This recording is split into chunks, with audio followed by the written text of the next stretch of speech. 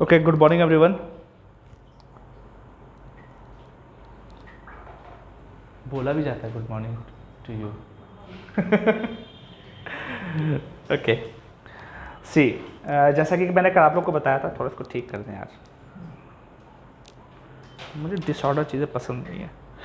ठीक है, जैसा कि कल आप लोग को बताया था कि कल एक बेसिक अप्रोच हमने आप लोग को बता दी थी कि एग्जैक्टली हम लोगों को इसमें करना क्या है. अब करने में प्रोसेस ये है कि जैसे हमने आप लोगों को कुछ होमवर्क दिया था, एक बार रिमाइंड में करा दूं आप लोगों को. कल एक छोटा सा होमवर्क आप लोगों को हमने दिया था कि आप लोगों को करना क्या था कि 9th 10th 11th और 12th की दो जो किताबें थी, एक थी माइक्रो और एक थी मैक्रो, इसको पढ़ना है. ये आप अपने आप से पढ़ोगे, ये भी आप अपने आप से पढ़ोगे, ये भी आप अपने आप से पढ़ोगे.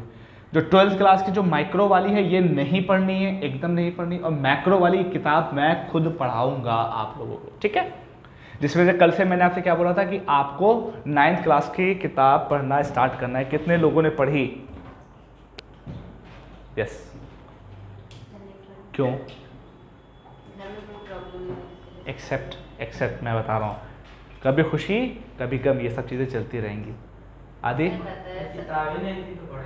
ये एक्सक्यूजेस हैं, तो पढ़ाई क्यों कर रहे हो? कितना रुपया खर्चा करते हो डेली? सर किताब लाने हमको पता नहीं है कहाँ मिलती है. ले जाओ बाबू.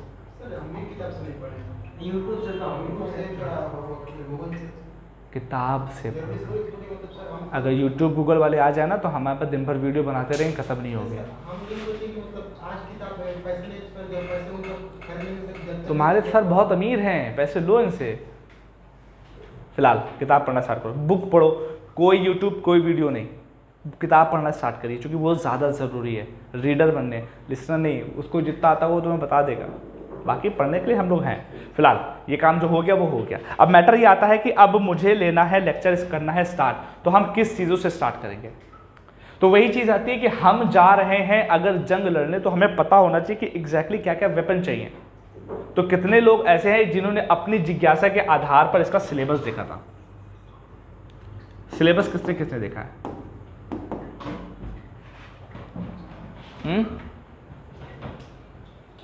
किताबें नहीं पढ़ी तो सिलेबस कहाँ से देखेंगे? देखो मैटर क्या है, देखो होता क्या है कि दो चीज़ें आपका कभी साथ नहीं छोड़ेंगी. एक है सिलेबस और एक है आपके प्रीवियस ईयर क्वेश्चन. इन दोनों का साथ कभी नहीं छोड़ना है. अब मैटर ये आता है कि सिलेबस में एग्जैक्टली इकोनॉमी के बारे में बात हो रही, तो हम उसी के ऊपर बात करेंगे पूरी. अभी इकोनॉमी के सिलेबस जो है आपको, इसी वजह से मैंने जो दूसरी वाली शिफ्ट है इसको कहीं ना कहीं इसमें मेंशन कर रखा है. ये पूरा है आपका बेसिक चीज़. अब देखिए, ध्यान से देखिएगा, सिलेबस की जब हम बात करेंगे तो अगेन प्री का सिलेबस होगा और कुछ मेंस का सिलेबस होगा. क्लियर? प्री में जो सिलेबस है वो भी मैं आपको दिखाऊंगा, और जो मेंस में सिलेबस है वो भी मैं आपको दिखाऊंगा. बेटा बी ऑन टाइम. अब देखिए सिलेबस क्या है, हम प्री आज की पूरी क्लास में हम डिटेल्ड एनालिसिस करेंगे पूरा सिलेबस को डिकोड करने की, कि एग्जैक्टली सिलेबस में हमसे पूछा क्या जा रहा है. और हमको लड़ाई करने जाना है, लेकिन हथियार लेने ही भूल के, पता है लकड़ी के लेके गए और वहाँ सब तलवार एकदम तोप ताप लेके आ गए, एकदम दाग 2 दिन, तो परेशान हो जाओगे ना. तो क्या वेपन हमें चाहिए होंगे वो ज़रूरी है. तो सिलेबस की हम लोग डिटेल्ड एनालिसिस करेंगे, प्री की करेंगे और मेंस की भी करेंगे. देखिए प्री का मतलब ये है कि प्री में कुछ नहीं दिया गया है, वो भी मैं आपको दिखा दूंगा. जो दिया गया है एक्सप्लेन्ड फॉर्म में वो दिया गया है मेंस का, और मेंस का सिलेबस आपके सामने खुला हुआ है. ये है पूरा आपका सिलेबस, जिसमें आपके कई टॉपिक हैं, यहां तक इन्वेस्टमेंट मॉडल तक, और फिर यहां तक लगभग अप्रॉक्सीमेटली आप मान लो कि इसमें यहां तक इन्वेस्टमेंट मॉडल तक है. अब ये एग्जैक्टली आपसे क्या कह रहे हैं, इसमें क्या क्या पूछा गया है आपसे, यही बस मैं आपको आज थोड़ा सा एक्सप्लेन कर दूंगा, ताकि आगे जब हम चीजें बढ़ाएं तो हम आपको बता दें कि ये चीजें इस सिलेबस से यहां से पूछी गई हैं.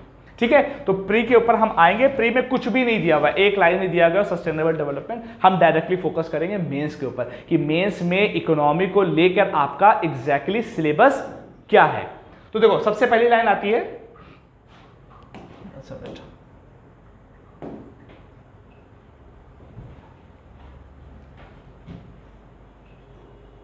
ठीक है, देखो सबसे पहले लाइन आती है Indian economy and issues relating to planning. अब इसका मतलब क्या है, बहुत देखो यही सारा खेल है. कि Indian economy and issues related to planning, कि इंडियन इकोनॉमी से रिलेटेड जो इशू हैं उसमें प्लानिंग क्या है, मोबिलाइजेशन ऑफ रिसोर्सेज क्या है, मोबिलाइजेशन ऑफ रिसोर्सेज का प्रोसेस क्या है, उसके बाद ग्रोथ क्या है, डेवलपमेंट क्या है, एम्प्लॉयमेंट क्या है। देखो पहला टॉपिक ये कहता है कि इंडियन इकोनॉमी से जुड़े हुए इश्यूज क्या क्या है। अब उन इश्यूज में क्या क्या बात करनी है हमें, प्लानिंग को लेके कौन कौन से इश्यूज हैं, रिसोर्सेज जो अवेलेबल है उनसे जुड़े हुए इश्यूज कौन से हैं, ग्रोथ से जुड़े हुए इशू कौन से हैं, डेवलपमेंट से जुड़े इशू कौन से हैं, एंड एम्प्लॉयमेंट से जुड़े हुए इशू क्या है। अब देखो मैटर क्या है, समझने की कोशिश करना। सबसे पहला क्या है, प्लानिंग। देखो कोई भी अर्थव्यवस्था हो, किसी भी कंट्री की अर्थव्यवस्था होती है वो प्लान के जरिए से चलती है। जब हमारा देश आजाद हुआ था तो ऐसा तो है नहीं कि पंडित जवाहरलाल नेहरू बने, प्रधानमंत्री बने और सब कुछ ऐसे स्टार्ट कर दिए, ये काम करो, वो काम करो, वो काम करो। सब कुछ एक प्लान ऑर्डर में चल रहा है। तो जो हमारे पंडित नेहरू थे और जो बाकी के जो दीगर लोग थे, वो जो यूएसएसआर था, यूएसएसआर का मतलब जानते हो, सोवियत यूनियन। मतलब कि जब सेकेंड वर्ल्ड वॉर खत्म हो गई तो दुनिया दो हिस्सों में डिवाइड हो गई, कट नहीं गई, मतलब कि दो पोल्स में हो गई। कुछ लोग अमेरिका को मानते थे और कुछ लोग रूस को मानते थे। तो जो रूस का नाम था ना वो यूएसएसआर बोला जाता था, सोवियत यूनियन, उसमें कई कंट्रीज मिली हुई थी। इसी तरीके से एक अमेरिका पोल था। तो यूएसएसआर जो था वो कम्युनिस्ट कंट्री था, कम्युनिस्ट थे। वहां पर क्या होता था कि वो अपनी कंट्री को कैसे ग्रोथ पर लेके जाएंगे वो प्लान करते थे। 6 ईयर प्लान्स वहां पर आते थे, मतलब कि 6 साल के वो प्लान बनाते थे कि ये जो यूएसएसआर है इसको 6 साल में हम कहां तक लेके जाएंगे, कैसे लेके जाएंगे, क्या क्या प्लान होना चाहिए, सब कुछ 6 साल का पूरा प्लान होता था। तो जो पंडित नेहरू थे वो वहां से बहुत ज्यादा इंस्पायर्ड थे। तो उन्हीं ने क्या काम किया कि उसी को कॉपी करते हुए देश में एक नए प्लान की तरीके अपनाए। और जो देश में नया प्लान का तरीका उन्होंने अपनाया था उसी को वो क्या बोलते थे, 5 ईयर प्लान। क्या बोलते थे, 5 ईयर प्रोग्राम, 5 ईयर प्रोग्राम। और हिंदी में इसको क्या बोलते हैं, पंचवर्षीय योजना, पंचवर्षीय योजना बोला जाता है। इट मीन्स कि जब देश आजाद हो गया तो भारत में भारत का ग्रोथ कैसे होगी, भारत के लिए क्या प्लानिंग होगी, वो भारत ने कहां से ऑप्ट की थी, यूएसएसआर से की थी। वो 6 वर्षीय थी, भारत में उसी को कॉपी किया गया, पंचवर्षीय योजना। मतलब अब हर 5 साल पे टारगेट फिक्स किए जाएंगे, कितनी मेरी जीडीपी ग्रोथ जाएगी, हम किस तरीके से एक्शन लेंगे, सारी बातें इस पंचवर्षीय योजना में की जाने लगी। ये पंचवर्षीय योजना थी। अब ये कितनी चली, 1950 से स्टार्ट हुई और करते करते करते करते करते करते करते करते करते 12 आई। कितनी आई टोटल पंचवर्षीय योजना, कितनी आई है, 12 आई है। 12 आने के बाद जब हमारे आदरणीय प्रधानमंत्री जी यहाँ के देश के प्रधानमंत्री बने तो उन्हीं ने कहा कि ऐसा है कि यार ये जो पंचवर्षीय योजना है इससे कुछ ज्यादा फायदे हो नहीं रहे। तो उन्होंने पंचवर्षीय योजना को करवा दिया बंद। और बंद करवाने के बाद एक नया तरीका निकल के आया जिसको एक नई बॉडी बनाई गई जिसका नाम रखा गया नीति आयोग।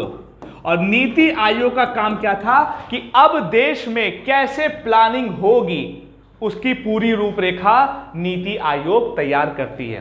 तो इट मीन्स कि जब देश आजाद हुआ तब से लेके जब तक मोदी जी आए थे, प्राइम मिनिस्टर हमारे आए थे, तब तक पंचवर्षीय योजना के हिसाब से प्लानिंग होती थी कि हम कैसे देश को आगे लेकर जाएंगे। जब मोदी जी आ गए तो उसके बाद उनकी पंचवर्षीय योजना की जगह पे क्या आ गई, नीति आयोग। और जब नीति आयोग आ गई तब से लेके अभी तक नीति आयोग के हिसाब से प्लानिंग होती है देश में किस तरीके से आगे हमको बढ़ना है। अब होता क्या, ये तो चलो एक रूपरेखा है, मैं सिर्फ ग्लिम्स दे रहा हूं, इसकी डिटेल में हम लोग जाएंगे। अब ये तो सिर्फ रूपरेखा थी कि प्लानिंग ऐसे होगी, लेकिन अब प्लानिंग के साथ रहते रहते बहुत सारे इश्यूज भी होते हैं। कभी प्लानिंग पता चला किसी से वॉर हो गई, जैसे पंचवर्षीय योजना हमारी चलती थी तो 3 वॉर तो हमने पाकिस्तान के साथ लड़ी, 1 वॉर हमने चाइना के साथ लड़ी। तो इसकी वजह से प्लानिंग जो हमारी होती थी पंचवर्षीय योजना उसमें बहुत दिक्कतें आती थी। तो उस समय भी आती थी, अभी भी बहुत सारी दिक्कत आती है। जैसे कोविड आ गया तो नीति आयोग को अपनी प्लानिंग चेंज करनी पड़ेगी ना। तो इसी तरह के छोटे छोटे से बहुत सारे इशू होते रहते हैं। अब उन्हीं इशू के ऊपर हम लोग बात करेंगे। तो पहले हम क्या करेंगे, इस पूरे टॉपिक को कैसे कंप्लीट करेंगे, आजादी से लेके नीति आयोग तक का जो समय था पंचवर्षीय योजना, सारी पंचवर्षीय योजना, एक एक पंचवर्षीय योजना को देखना है हम लोगों को। फिर उसके बाद से लेके अभी तक नीति आयोग किस तरीके से स्टेप ले रही है ये सारी देखेंगे, और इससे जुड़े हुए इशू कौन कौन से हैं।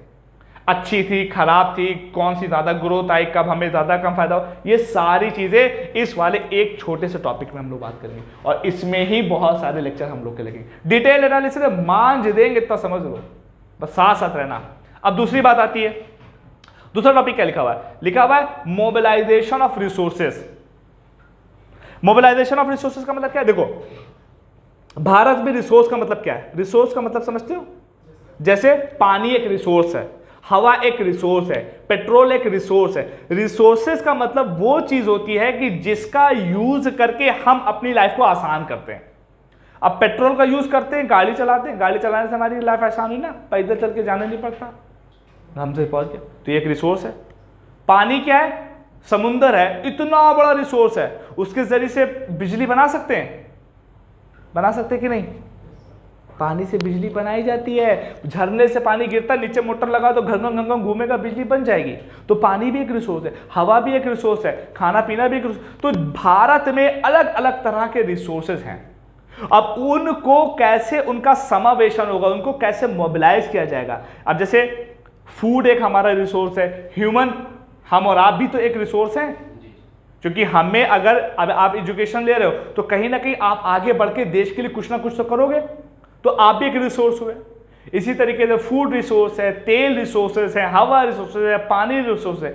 तो जितने भी देश में रिसोर्सेज हैं उनको कैसे मोबिलाइज, उनको कैसे मैनेज किया जाएगा और उससे जुड़े हुए कौन कौन से इशू आएंगे, उन सबके ऊपर जो भी इशू। अब ये इश्यूज हमको कहां से पता चलेंगे? चाहे तो प्लानिंग और चाहे रिसोर्सेज या जितने भी इश्यूज हैं, हमको पता कहां से चलेंगे कि भैया कौन से इशू चल रहे हैं, कौन सी प्रॉब्लम है? ये सारी चीजें आपको पता चलेगी कहां से? करंट अफेयर से। इसी वजह से बोल रहा हूं मैगजीन पेपर पढ़ना जरूरी है। बात समझ में आ रही है? तो प्लानिंग से रिलेटेड इश्यूज कैसे पता चलेंगे? करंट अफेयर से।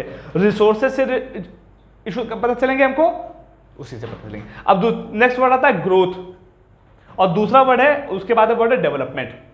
ग्रोथ का मतलब होता है आगे बढ़ना, मतलब कि कल थे 5 आज हो गए 7, तो हमें 2 की क्या हो गई? ग्रोथ। और दूसरा क्या लिखा हुआ? डेवलपमेंट। दो चीजें हैं यहां पे, देखना, बहुत ध्यान से देखना, 2 वर्ड होते हैं। जैसे देखो, जब देश आजाद हुआ था, मान लो जब देश आजाद हुआ था, तो जैसे एक चीज और देखो, किसी भी कंट्री में ग्रोथ को नापने का एक तरीका होता है, कोई बता सकता है? किसी भी कंट्री की ग्रोथ को नापने का एक तरीका, तरक्की मतलब कि, हाँ, सबसे मतलब जो हम लोग के जो निचले स्तर के लोग होते हैं सर, जैसे मतलब ग्रोथ नापने के सर जैसे कई तरीके हो सकते हैं। जैसे मतलब हम लोगों को जो ग्रोथ नापने का है, जैसे खाने में सर, वो कोई एक आदमी है सर, उसको सर मतलब खाने को मिल जाए, रहने को मिल जाए, और सर थोड़ा कहने को मिल जाए, तो मतलब उसका मतलब एक अच्छा, हाँ ठीक है, स्टैंडर्ड ऑफ लिविंग अच्छी। देखो मैं तुमको बताता हूँ, किसी भी देश में ग्रोथ हो रही है नहीं हो रही है, उसके लिए एक पैरामीटर बैठ चाहिए, उसके लिए पैरामीटर है। पैरामीटर का मतलब एक प्रमाण है। वो क्या होता है? वो होता है जीडीपी। जीडीपी का मतलब होता है ग्रॉस डोमेस्टिक प्रोडक्ट, सकल घरेलू उत्पाद। ये सब चीजें हम पढ़ेंगे। सकल घरेलू उत्पाद का मतलब क्या होता है कि किसी भी देश में, मान लो कि एक कंट्री है, किसी भी देश में एक साल के भीतर उत्पादित की गई जितनी भी वस्तुएं एवं सेवाएं हैं उनका अंतिम मूल्य। मान लो कोई एक कंट्री है जिसमें 5 प्रोडक्ट बनाए गए, ठीक, इसी तरीके से 5 तरह की सर्विसेज दी गई। अब 5 प्रोडक्ट का मतलब क्या है?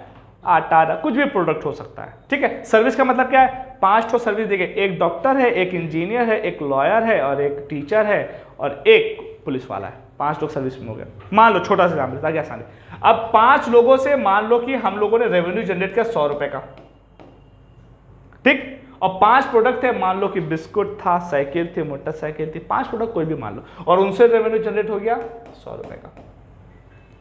तो जीडीपी क्या होगी? इस देश में उत्पादित जितनी भी वस्तुएं और सेवाएं हैं, अब कितनी वस्तुएं हैं? 5, सेवाएं कितनी हैं? 5, दोनों का अंतिम मूल्य, तो इनका अंतिम मूल्य कितना था? 100 रुपया, इसका अंतिम मूल्य कितना था? 100 रुपया, टोटल मिला कितना हो गया? 200। तो इस देश की जीडीपी कितनी हो गई? 200। तो जीडीपी वो तरीका है जिससे हम किसी भी कंट्री की ग्रोथ नापते हैं। तो कोई कहेगा अरे सर नापी तो नहीं हमने ग्रोथ। अब क्या होगा, पिछले वाले साल से कंपेयर करेंगे। इस साल 2023 में अगर इसकी ये ग्रोथ है, 2022 में कितनी थी, 2021 में कितनी थी, तो पता चला 2022 में 180 रुपए थी, 2021 में 160 रुपए थी। तो अब काउंट करो कितने का डिफरेंस आया, 20 का। इसका मतलब 20 से हमारी जीडीपी ग्रोथ बढ़ी है। तो जीडीपी बढ़ गई मतलब ग्रोथ हुई। तो किसी भी कंट्री की ग्रोथ कैसे नापी जाती है, उसकी जीडीपी को देके। और भी कई तरीके हैं, हम बात करेंगे, लेकिन जनरली वे में देखो किसी भी कंट्री में ग्रोथ हो रही है नहीं हो रही है, इसको नापने का तरीका क्या होता है, जीडीपी, ग्रॉस डोमेस्टिक प्रोडक्ट, सकल घरेलू उत्पाद, इससे नापा जाता है। अब वही तो लिखा हुआ है। अब जीडीपी को हमको क्या करना है, पूरी डेप्थ एनालिसिस करना है। अब बताओ अगर किसी कंट्री की ग्रोथ हो रही है तो क्या वो कंट्री रियल में अच्छा हो रहा है, बढ़ रहा है, सोच के बताओ। मतलब कि अगर मान लो, जैसे मैं तुमको एकदम एग्जांपल दूं, एक एग्जांपल दूं, भारत की अभी जीडीपी कितनी, कोई बता सकता है? भारत की जीडीपी अभी है 3.25 ट्रिलियन डॉलर है। 1 ट्रिलियन में पता है कितना था, 12 जीरो। हाँ, 3.25 ट्रिलियन डॉलर है। अमेरिका की कितनी है, 21 प्लस ट्रिलियन डॉलर। और चाइना की कितनी है, 11 प्लस ट्रिलियन डॉलर। मतलब कि 11 ट्रिलियन से ज्यादा। इनकी कितनी, 21 ट्रिलियन से ज्यादा। हमारी कितनी है, 3.5। बात समझ आ रही है? अब ये बताओ, जैसे अब मान लो कि अभी इतनी है, तो अगले साल मान लो कि 3.5 हो गई, अगले साल, उसके अगले साल होगी 4 ट्रिलियन, उसके अगले साल 5 ट्रिलियन हो गई। तो आप ये बताओ कि अगर जीडीपी बढ़ रही है तो क्या रियल में विकास हो रहा है, डेवलपमेंट हो रहा है? अगला वर्ड वहीं से बताओ, अगर जीडीपी बढ़ रही है तो क्या विकास हो रहा है? क्योंकि लिखा है ना विकास, हमें समझना सब कुछ है। सोच के बताओ हो रहा है कि नहीं? आदि क्या लगता है, हो रहा है? हो भी रहा है, हो सकता है ना भी हो। देखो अब इसके पीछे वजह क्या है। अब देखो 2 वर्ड है, ये है लिखा हुआ है ग्रोथ और दूसरा वर्ड है डेवलपमेंट। दोनों का अपना स्टेप है। ग्रोथ का मतलब क्या है कि पिछले साल आप मान लो 10वीं क्लास में थे, आपके नंबर आए 60, अगले बार आप 11th में गए, नंबर आ गए 80, ग्रोथ कितनी की हो गई, 20 की ग्रोथ हो गई। लेकिन विकास हुआ। विकास का मतलब क्या होता है कि सामूहिक चीज पे रियल में आपने की, पता चला जो 60 से 80 आए वो खर्रा पर्रा चल रहा था वहां पे, तो ये विकास है? नहीं। आपको रियल में नॉलेज है तो रियल में डेवलपमेंट होगा। तो डेवलपमेंट और ग्रोथ में डिफरेंस है। ये ग्रोथ जो होती है वो नंबर्स में बढ़ जाएगा, आपकी ग्रोथ हो जाएगी। डेवलपमेंट का मतलब होता है रियल में बढ़नी चाहिए। किसी भी देश की जीडीपी मान लो कि अगर बढ़ेगी तो उससे क्या सबको बेनिफिट हो रहा है, सबकी स्टैंडर्ड ऑफ लिविंग, जीवन का स्तर बढ़ रहा, अगर बढ़ रहा है तो ठीक है, किसी को कोई प्रॉब्लम तो नहीं हो रही है। तो डेवलपमेंट और ग्रोथ 2 डिफरेंट वर्ड है। ग्रोथ का मतलब होता है कि नंबर्स में बढ़ जाना, 60 से 80 की ग्रोथ है। लेकिन डेवलपमेंट का मतलब है कि किसी भी देश में डेवलपमेंट तब होता है जब वहां के रहने वाले लोगों का जीवन स्तर भी ऊपर बढ़े, लोगों की शिक्षा भी बढ़े, उनकी हेल्थ भी आगे बढ़े, हर चीज में हो। अब भारत में ग्रोथ और डेवलपमेंट को लेके इशू क्या है, कहां से पता चलेगा? न्यूज़पेपर। कहां से पता चलेगा? Economic survey. कहां से पता चलेगा? बजट से पता चलेगा। लेकिन डेली बेसिस पे कहां से पता चलेगा? वो है इकोनॉमिक। और वो आप, हेलो, हाँ बेटा,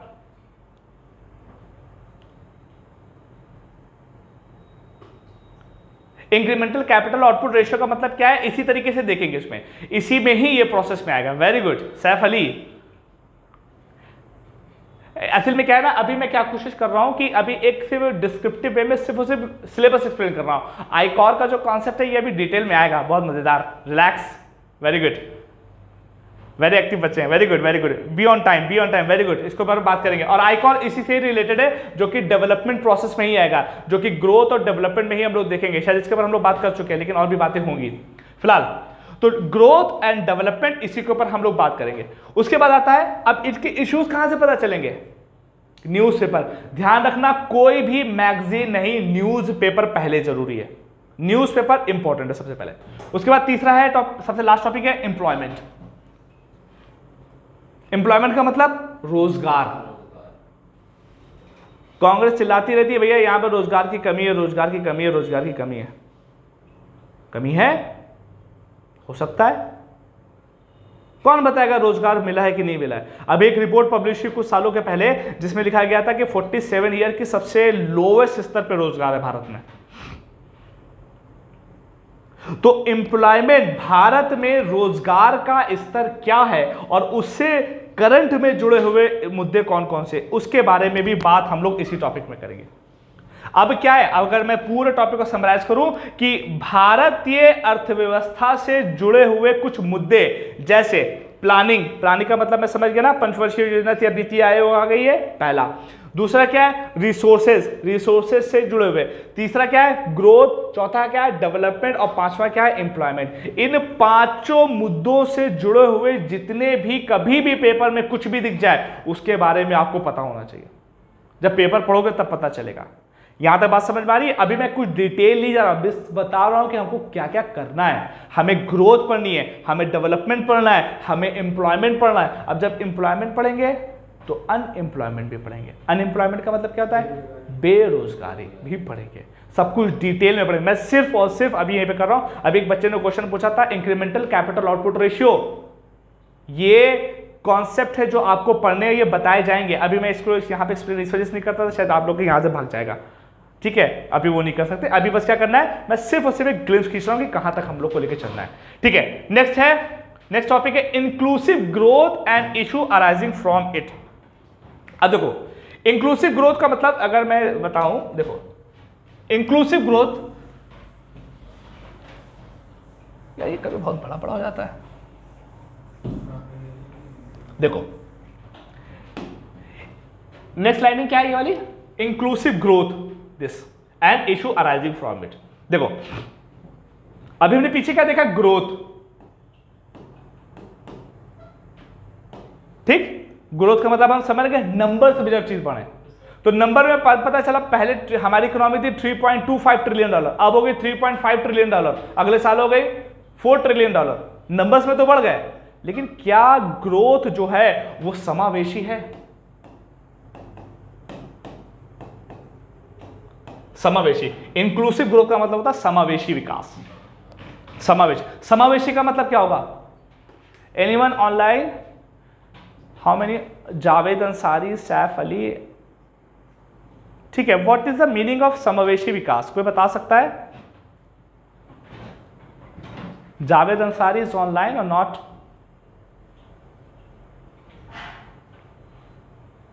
यस सैफ या एनीवन एल्स?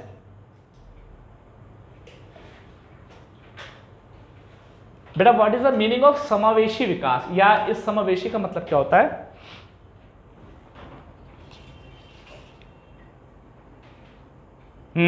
सभी सेक्टर को साथ में लेते हुए। अच्छा बेटा, इसमें सिर्फ सेक्टर आएंगे या जो नॉर्मल जन लोग हैं, मतलब जो पब्लिक है वो भी आ रही होगी?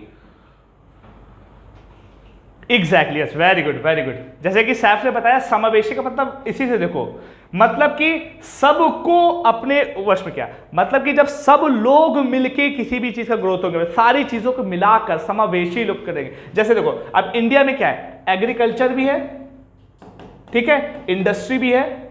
एग्रीकल्चर का मतलब क्या है कि एग्रीकल्चर मतलब कृषि, इंडस्ट्री का मतलब क्या है, इसी तरीके सर्विस सेक्टर, ये तीन तरह के मेन सेक्टर होते हैं। इंडस्ट्री का मतलब जहां पे जो मिल कारखाने होते हैं उसको इंडस्ट्री वाला प्रोसेस। सर्विस का मतलब क्या है, जो सेवाएं देते हैं। तो तीन तरह के मेन सेक्टर भारत में होते हैं, किसी भी कंट्री में होते हैं। एक होता है एग्रीकल्चर मतलब कृषि वाला, दूसरा वाला इंडस्ट्री वाला, और तीसरा कौन सा, सर्विसेज। इन तीनों को मिला के, और साथ ही साथ ये सर्विसेज अपनी सेवाएं किसको दे रहे हैं, लोगों को, यहाँ के सबको मिला के क्या ग्रोथ इन सब में हो रही है? पता चलता है कि ग्रोथ, पता चला हो सकता है कि ग्रोथ सिर्फ इसमें हो रही है, इन दोनों में डिक्लाइन हो रहा हो, ऐसा भी तो पॉसिबल है। हो सकता है सर्विस सेक्टर बहुत आगे बढ़ रहा हो और एग्रीकल्चर वाला सेक्टर कम हो रहा हो और इंडस्ट्री वाला सेक्टर भी कम हो रहा हो, कुछ भी हो सकता है। तो क्या हमारी अर्थव्यवस्था में जो ग्रोथ हो रही है सब में हो रही है या नहीं हो रही है? समावेशी ग्रोथ हो रही है, मतलब सारे सेक्टर को। अब साथ ही साथ ये तीनों सेक्टर हो गए, लेकिन ये सर्विसेज अपनी दे किस रहे, किसको रहे, लोगों को, नॉर्मल पब्लिक को। क्या इनमें भी ग्रोथ हो रही है या इनके स्टैंडर्ड ऑफ लिविंग में भी ग्रोथ हो रही है? तो समावेशी विकास का मतलब क्या है कि क्या सारे सेक्टर में ग्रोथ हो रही है या नहीं हो रही है, इस चीज से रिलेटेड जितने भी इशू होंगे। अब अगेन भारत में समावेशी विकास हो रहा है या नहीं हो रहा है, इसके बारे में हमें इंफॉर्मेशन कहां से मिलेगी? Again news paper, current affair, economic survey, budget, इन्हीं सारी चीजों में मिलेगी। इससे रिलेटेड सारे टॉपिक पढ़ेंगे। इंक्लूसिव ग्रोथ के बारे में हम पूरा डिटेल में पढ़ेंगे। मैं बस ग्लिम्स बता रहा हूं कि इंक्लूसिव ग्रोथ का मतलब एग्जैक्टली हो क्या रहा है। नेक्स्ट आता है topic government budgeting. Government budgeting का मतलब कुछ नहीं, वही मैंने जैसे कि आप लोगों को कल बताया था। गवर्नमेंट बजटिंग का बस मतलब है कि जो देश में, देखो गवर्नमेंट बजटिंग का मतलब ऐसे देख लो, बजट का मतलब होता है, बजट को इंग्लिश में भी वही बोलते हैं, हिंदी में भी वही बोलते हैं। बजट का मतलब होता है कि देश की इनकम कितनी है, मतलब कि आय कितनी है, और देश का एक्सपेंडिचर कितना है। एक्सपेंडिचर या मतलब कि व्यय, खर्चा कितना है। अब देखो जैसे हम हैं, अब जैसे आप हैं, जॉब करती हैं, तो आपकी एक इनकम होगी। अब उस इनकम को आप कहीं खर्चा करती हो, तो इनकम थी मान लो 10,000 रुपये, आपके खर्चे हो गए 10,000 रुपये, सब कुछ नॉर्मल है। इनकम थी 10,000 रुपये, खर्चे हो गए 8,000 रुपये, 2,000 रुपये आपके क्या हुआ, थोड़ा बच गया, सेविंग हो गई।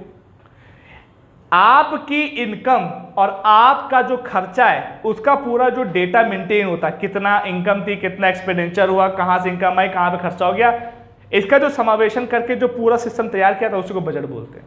तो जो आपकी इनकम और आपका एक्सपेंडिचर वो आपका बजट है। मेरी इनकम मेरे एक्सपेंडिचर मेरा बजट है, आपकी इनकम आमिर की इनकम आमिर का बजट इनका बजट है।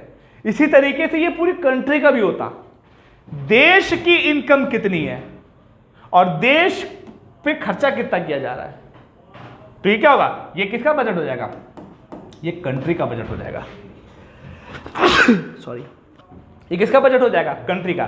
तो इंडिया की इनकम कितनी है और इंडिया ने उस इनकम को कितना खर्चा कर दिया, ये क्या हो जाएगा, भारत का बजट। और भारत के बजट में एग्जैक्टली क्या क्या चीजें होती हैं, वो सारी चीजें मैंने क्या बताया था, बजट के बारे में हम आप लोगों को पढ़ाएंगे। ये डिटेलिंग पूरी की पूरी उसमें जाएगी। इज दैट क्लियर, बात क्लियर है। गवर्नमेंट बजटिंग भी आपके सिलेबस में है। उसके बाद नेक्स्ट टॉपिक देखते हैं। अब देखो नेक्स्ट टॉपिक है major crops, cropping patterns in various part of the country, different type of irrigation and irrigation system, storage, transport, marketing of agriculture produce and issue related constraints, e technology in the aid of farmers. अब देखो ये English में लिखा हुआ है, मैं एक एक पॉइंट को फुल स्टॉप तक एक्सप्लेन करके बताऊंगा। क्रॉप्स का मतलब फसल, हाँ जैसे गेहूं, दाल, चावल, ये फसल हो गई। मेजर क्रॉप का मतलब मेन फसलें, जैसे गेहूं मेन फसल हो गई, चावल मेन फसल हो गई, दलहन मेन फसल हो गई, सब मेन।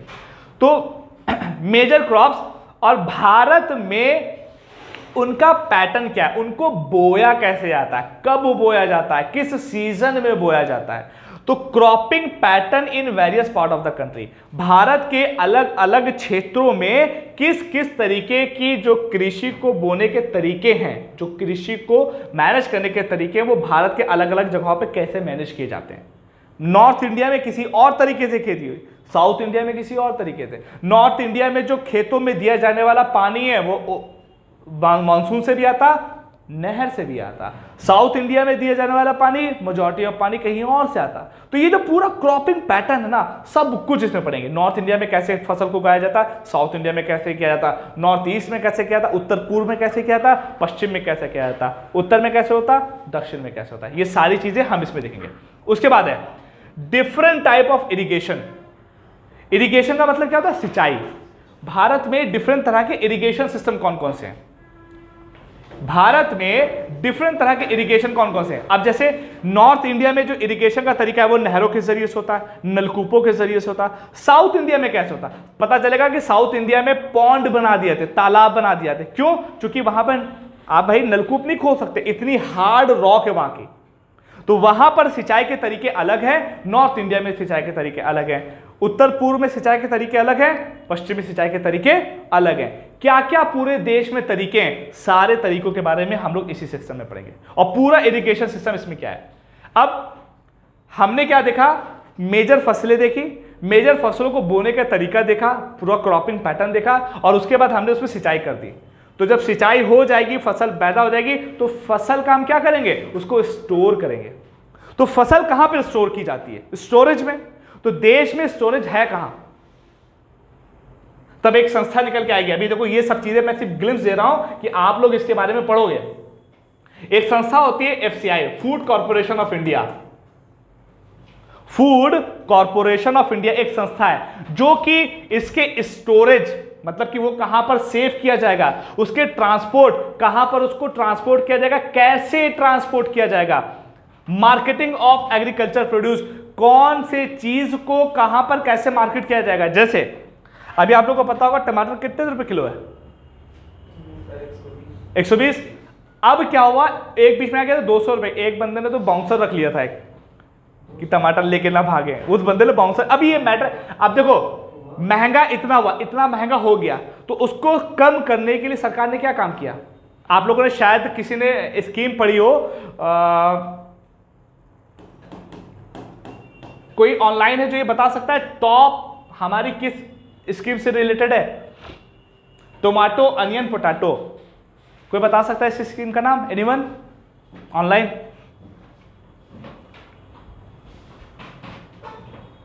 देखो टोमेटो, यस,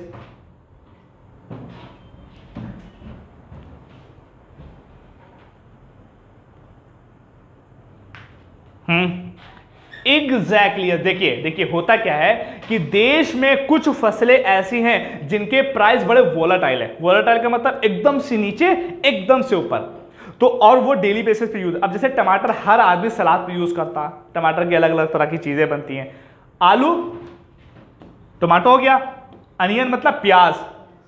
तो कभी कभी क्या होता था, वेज रोल, कबाब, पराठे मिल रहे थे, तो जब प्याज के दाम बहुत बड़े होते तो खीरा डाल के दे रहा था सबको। खीरा लगा, मैं प्याज डाला था, 20 रुपए का कबाब पराठा, लोग उसमें 100 रुपए की प्याज डाल देगा, मूली भी डाल देते हैं, बहुत कुछ डालते हैं। ये हो गया। अब अनियन के प्राइस भी कभी कभी बहुत ऊपर बहुत नीचे आते हैं। इसीलिए पोटैटो, आलू बेचारा गरीबों का सहारा, सबका सहारा भाई पोटैटो, ये इनके प्राइस कभी कभी बहुत हाई चले जाते हैं, कभी कभी बहुत नीचे चले जाते हैं। तो अब ये जो बहुत प्राइस, अब क्या होता है कि इस तरह के जो प्रोडक्ट होते हैं इनके प्राइस ऊपर नीचे चलेगा। अब जैसे टमाटर का प्राइस बहुत ऊपर बढ़ गया, अब उसको कम करने के लिए सरकार क्या करेगी, कुछ स्टेप्स लेगी। तो सरकार कुछ नई तरह की स्कीमें लेके आती है। तो डिफरेंट तरीके की स्कीम लेके आती है ताकि जो मार्केट में वोलाटिलिटी है, ऊपर उछाल नीचाव है, उसको कम किया जा सके। और उसके लिए डिफरेंट तरह की स्कीम है। अब ये कौन कर रहा, मार्केटिंग ऑफ एग्रीकल्चर प्रोड्यूसेस, उनकी मार्केटिंग भी की जाती है ताकि सब चीजों की प्राइस भी अच्छे रहे और उनके अच्छे दाम भी मिले। तो ये इससे रिलेटेड इशू क्या है, ये भी हमको यहां पर पढ़ना है। अब उसके बाद क्या है, and issues related to the constraints. अब मैटर क्या आता है कि भारत में जो एग्रीकल्चर है उसमें हमने मेजर क्रॉप्स देख ली, उनके इरिगेशन मतलब सिंचाई के बारे में देख लिया, और उनके बारे में ट्रांसपोर्ट को देख लिया, उनके स्टोरेज को देख लिया, उनके मार्केटिंग को देख लिया। इसके अलावा और कौन कौन सी प्रॉब्लम आती है, कंस्ट्रेंट्स का मतलब होता है प्रॉब्लम्स, कौन कौन सी मेजर प्रॉब्लम्स उनके सामने आती है। तो प्रॉब्लम्स हमें कहां से पता चलेगी, न्यूज़पेपर, इकोनॉमिक सर्वे, बजट। चौथा कोई भी नहीं, बाकी जो प्रॉब्लम होगी वो हम आपको क्लासेस में बताएंगे जब क्लासेस की चलेगी। तो मेन प्रॉब्लम क्या है उसको भी हमें इस वाले टॉपिक में देखना है। और उसके बाद लास्ट टॉपिक कि जितनी फसल है, अब देश की आबादी है 142 करोड़ से ज्यादा, 142 करोड़ प्लस, इतनी जरिए पॉपुलेशन है, जमीन उतनी ही है, पॉपुलेशन बढ़ती जा रही है। अब उतनी ही जमीन पे पहले हम लोग 60 करोड़ लोगों को खिलाते थे, अब 142 करोड़ को खिला रहे हैं। क्या करें भाई। और आपको पता है कि दिन प्रतिदिन जब जब उसमें खेती की जाएगी उसकी उर्वरकता कहीं ना कहीं कम हो जाएगी, उपजाऊपन उसका कम हो जाएगा। अब इस प्रॉब्लम को कैसे सॉल्व किया जाए, नई नई टेक्नोलॉजी का यूज करके। तो उसमें हम कौन सी नई नई टेक्नोलॉजी का यूज करें कि जमीन कम है लेकिन हमें उपज ज्यादा चाहिए। और उसके लिए और क्या क्या करना चाहिए, लोगों को कैसे बेनिफिट देने चाहिए, फार्मर्स को कैसे बेनिफिट देने चाहिए, एड टू द फार्मर, मतलब फार्मर को मदद कैसे की जाए, कौन कौन सी नई ई टेक्नोलॉजी जिनका यूज करके, ताकि उपज को बढ़ाया जा सके। उपज को क्यों बढ़ाया जाए, क्योंकि देश की पॉपुलेशन बढ़ती जा रही है लेकिन जमीनें तो उतनी है। ऐसा तो नहीं भारत ने गया पाकिस्तान को पकड़ लाए, पाकिस्तान पे भी उपजाऊ करना है हम ले लेंगे, ऐसा नहीं होगा।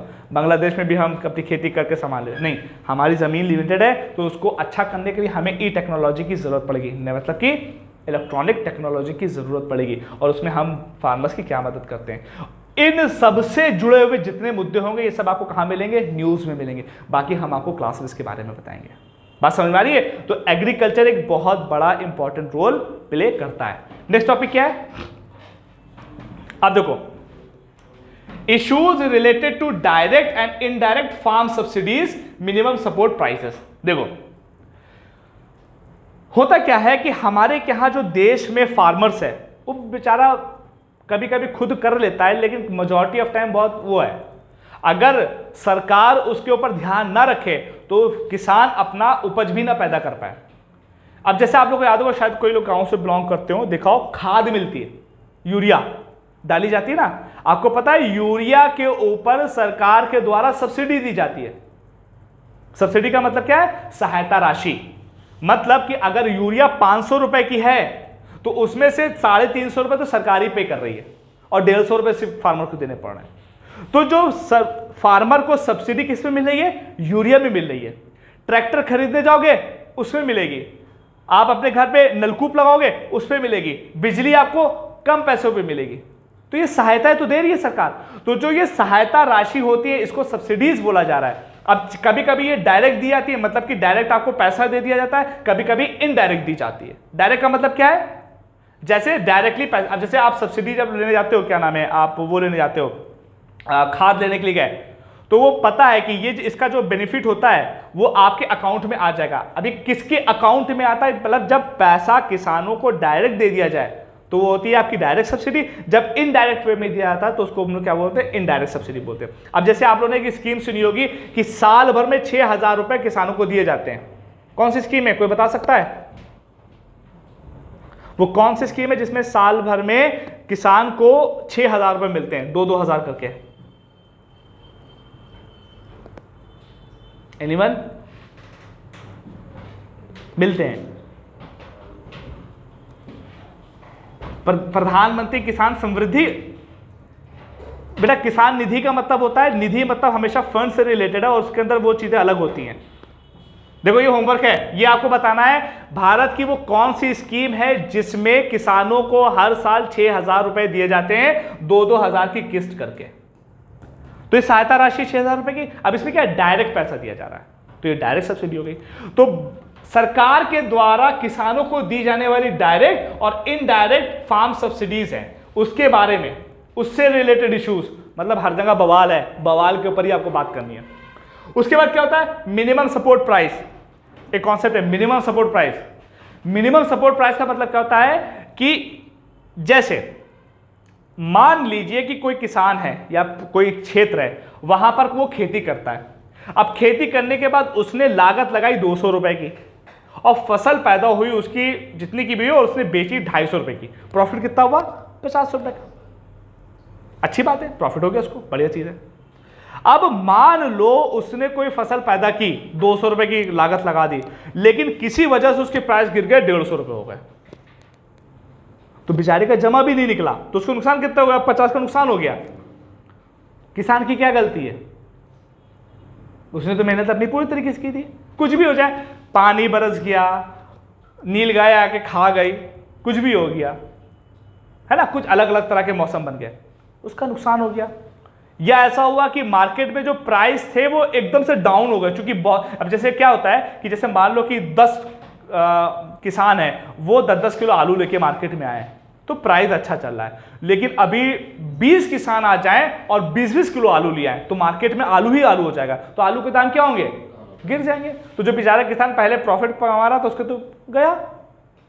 तो इस तरह की स्थितियां होती हैं जब किसान की जो लागत होती है उसके लागत के ऊपर उसको प्रॉफिट नहीं मिलता, इवन नुकसान हो जाता है।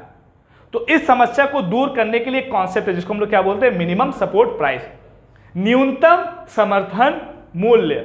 मतलब कि मार्केट में तुम आओ अपना प्रोडक्ट लेके, जितना अगर तुम जैसे मान लो 200 का लेके आए हो और मान लो तुम एक्सपेक्ट कर रहे हो कि वो हम 250 का बेच सकते हो, बेच लो, लेकिन अब मान लो कि सरकार एक मूल्य निर्धारित कर देगी कि इतने रुपए पे हम तुमसे खरीदेंगे ही खरीदेंगे। जैसे सरकार ने कह दिया कि हम तुमसे 220 रुपए पे खरीदेंगे, अब तुम 200 का तुम्हारा प्रोडक्ट बना हुआ है, सरकार को तुम बेचोगे 20 रुपए तुम्हें मिल जाएंगे। अगर तुम बाहर जाओ तो 250 का बेच दो, कोई दिक्कत नहीं है, 30-50 रुपये प्रॉफिट हो, कोई दिक्कत नहीं है। लेकिन अगर 180 भी तुम्हारा दाम हुआ जा रहा है मार्केट में, लेकिन सरकार तब भी तुमसे 220 रुपए में खरीदेगी। तो इसको क्या बोलते हैं? न्यूनतम समर्थन मूल्य। सरकार पहले ही डिफाइन कर देती है कि भैया इतना रुपया हम तुमको देंगे, चाहे तुम्हारी फसल का दाम कम हो चाहे ज्यादा हो जाए। तो किसान खुश रहता है कि यार चलो मिल जाएगा। लेकिन अच्छा कॉन्सेप्ट है, लेकिन ये इतने अच्छे तरीके से लागू नहीं होता। तभी तो क्या लिखा हुआ है? इशू रिलेटेड टू, इसमें कुछ प्रॉब्लम्स हैं। अब एग्जैक्ट प्रॉब्लम क्या है ये हम आपको बताएंगे, पूरी हिस्ट्री बताएंगे जब से ये लागू हुआ और अभी तक क्या चल रहा है, कितनी फसलें इसमें आती हैं, कितने कैटेगरी की फसलें आती हैं, कौन अनाउंस करता है, हाँ CECA क्या है, कोई बता सकता है इससे रिलेटेड मेन संस्था कौन सी है? एनीवन? मिनिमम सपोर्ट प्राइस से रिलेटेड संस्था कौन सी है? CACP फुल फॉर्म क्या होगा बेटा? देखो देखो देखो, commission for agriculture cost and price recommendation. फिलहाल ये सब बातें हम करेंगे। कौन सी संस्था है जो इसके ऊपर काम करती है, भारत सरकार की FCI का क्या रोल है, भारत सरकार की कौन सी कमेटी है, अभी सब मजा आने वाला है। ये धीरे धीरे और पढ़ने के बाद ना ये लेवल हो जाता है। क्या है, मैं सिर्फ आपको ग्लिम्स देख रहा हूं, ज्यादा आज बताऊंगा मेरी, ठीक है। मिनिमम सपोर्ट प्राइस हो गया, पब्लिक डिस्ट्रीब्यूशन सिस्टम। अब देखो ऊपर हम क्या पढ़ के आए, मेजर क्रॉप क्या है, इरिगेशन से हमने क्या किया, सिंचाई से उसको बड़ा किया, बड़ा करने के बाद फसल कटी, फसल को स्टोर कर दिया और जहां जहां पे नीड थी वहां पे डिस्ट्रीब्यूट कर दिया। अब देखो आप लोगों ने देखा होगा राशन की दुकान, देखो ना, राशन की दुकान होती है ना, जहां पर लोग जाते हैं, महीने पर आता है, वो महीने पर अनाज मिलता है 2 रुपए 3 रुपए 4 रुपए किलो के हिसाब से, राशन का कोटा जिसको बोलते हैं, जानते हैं ना सब लोग, हाँ। कंट्रोल, अब ये क्या है, कंट्रोल क्या है? कंट्रोल एक भारत में चलने वाला एक सिस्टम है, उसकी एक छोटी सी एंटिटी है, छोटा सा एक भाग है। भारत में एक सिस्टम चलता है जिसको बोलते हैं public distribution system. Public distribution system का एक छोटा सा एक पार्ट है कंट्रोल, जहां पर से आपको खाना, मतलब कि जो अनाज वनाज वो मिलता है। अब भारत के पब्लिक डिस्ट्रीब्यूशन सिस्टम, जहां से लोगों को रियायत दाम पर जो अनाज मिलता है, उसका कॉन्सेप्ट क्या है, वो किस तरीके से वर्क करती है, ये सारी चीजें भी हमको इसमें पढ़नी है। उसको ऑब्जेक्टिव क्या है, कैसे फंक्शन करती है, कितने काम, उसकी लिमिट क्या है, लिमिटेशन उसकी क्या है, रिवैम्पिंग क्या है, और इश्यूज ऑफ बफर स्टॉक। अब होता क्या है कि मान लो अनाज कट के आ गया, सरकार ने खरीद लिया, जैसे मैंने क्या बताया, सरकार एक मिनिमम MSP के ऊपर खरीद लेती है, तो खरीद के सरकार क्या करेगी, कहीं पर स्टॉक करेगी।